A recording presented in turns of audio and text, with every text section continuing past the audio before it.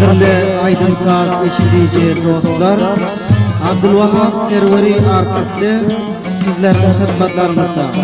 Abdülvahhab Servari Arkisti Türkmen milliyetinin an kazanan artistlerinden biri tanılıyor. Bari gel, Abdurrahim Garip Yar şiiri.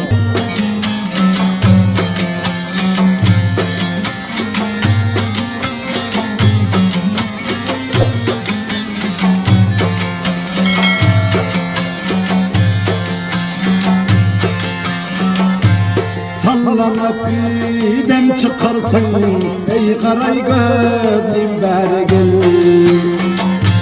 Yüreğimde at yakarsın gel şirin dilim beri gel. Yüreğimde at yakarsın gel şirin dilim beri gel.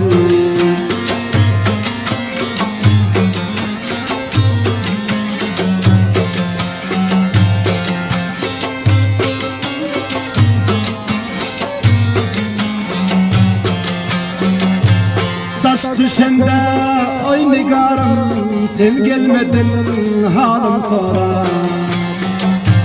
Taş düşende oy nigarım sen gelmedin halim sorar. Taş yürekli dal gerdinli her kara zülfüm beri gel. Sallanıp iyiden çıkarsın ey kara gözlüm beri gel.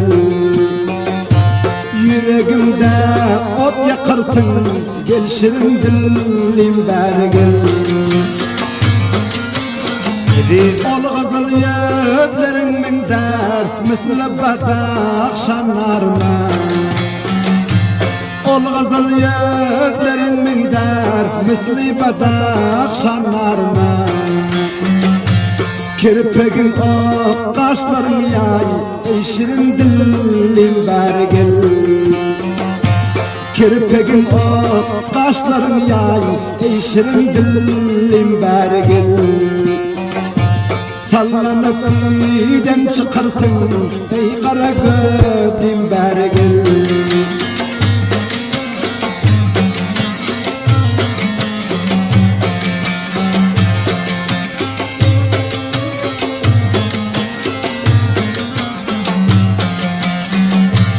Kul garip yar gece gündüz besliyorlar daim seni. Kul garip yar gece gündüz besliyorlar daim seni.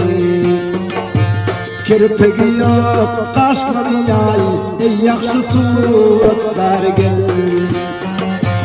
Sallanıp iyiden çıkarsın ey kara gözlüm beri gel.